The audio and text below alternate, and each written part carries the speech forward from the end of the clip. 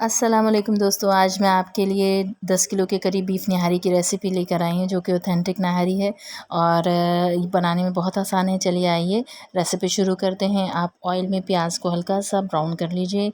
आप अगर कमर्शियली बना रहे हैं तो 5 किलो के करीब ऑयल या घी लीजिए और घर के लिए बना रहे हैं तो 3 किलो के करीब ऑयल या घी ले लीजिए। इसमें अनियन को हल्का सा लाइट ब्राउन कर लीजिए और साथ लहसुन अदरक का पेस्ट शामिल कर दीजिए, उसको भी हल्का सा ब्राउन कर लीजिए। साथ ये मसाले शामिल करेंगे, धनिया पाउडर, लाल मिर्चें दोनों तरह की, कश्मीरी भी और सादी भी। इसके साथ हल्दी शामिल कर देंगे। बाकी मिकदार वगैरह डिस्क्रिप्शन बॉक्स में। हल्का सा इसको सौते करेंगे। मैंने 250 से 300 ग्राम की बोटियां बनवाई हैं ताकि थोड़ी बड़ी साइज़ में होंगी तो ये निहारी में अच्छी लगती हैं, वो शामिल कर देंगे इसमें मसाले में। और इसके साथ साथ मैंने गुड्डियाँ ली हैं 2.5 किलो के करीब या 2 किलो के करीब। इसमें मैंने कुछ नलियाँ वगैरह भी शामिल की हैं, निहारी में अच्छी लगती हैं।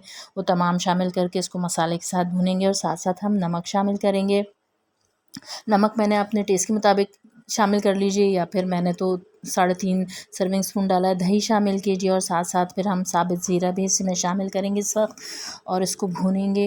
थोड़ा सा पानी का छींटा मार मार के भूनेंगे ताकि प्याज अच्छी तरह से गल जाए, यानी जो प्याज हमने डाली थी हल्की सी लाइट ब्राउन की थी वो अच्छी तरह से गल जाए और वो फट जाए। इसको मीडियम आंच पे आप पकाएंगे। इसके साथ फिर हमने बेसन का और आटे का एक अच्छा सा मिक्सचर बना लेंगे और उसको स्ट्रेनर से स्ट्रेन करके, ताकि गुल्टियाँ वगैरह ना रहे ना, इसमें जो गुठलियाँ होती हैं वो ना आए, और बाकी का तमाम शोरबा जितना आपको रखना है वो शोरबा कर लेंगे। इस वक्त हम जब पकाएंगे ना तो इसका ऑयल गायब हो जाएगा, लेकिन आप इससे परेशान नहीं होइएगा। इसको अच्छी तरह से पकाना है हमें।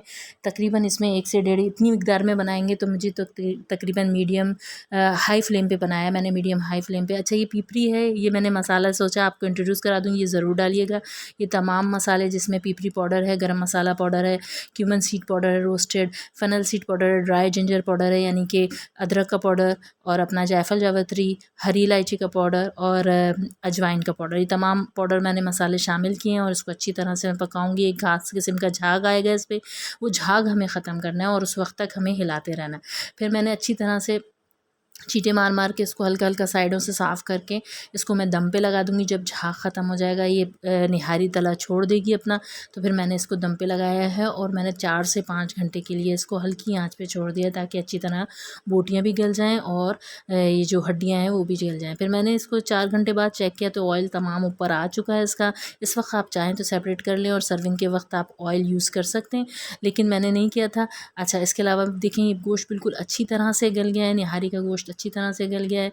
आप इसके मैंने कहा कि चलें आपको दिखाते भी हैं तोड़ के कि हमारी निहारी में किस तरह गोश्त गल गया था। साथ साथ आप इसको बनाइए और मुझे अपनी दुआओं में याद रखिए। इंशाल्लाह फिर किसी नई रेसिपी के साथ मुलाकात होगी। मेरी तरफ से अल्लाह हाफ़िज़।